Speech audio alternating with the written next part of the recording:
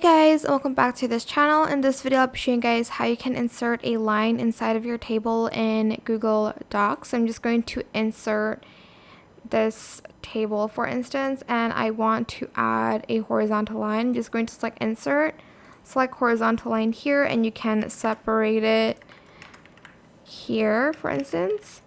And if you want to if you want to create, I don't know why I say correct. If you want to create a vertical line, just go to drawing, go to new,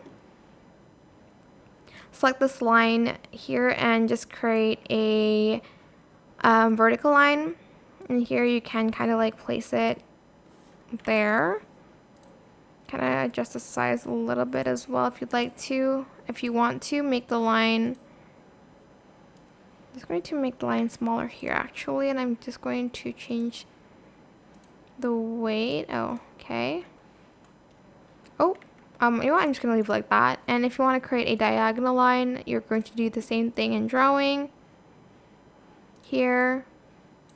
Save and close. And that's pretty much it, really. Super simple. I hope this tutorial was helpful for you guys.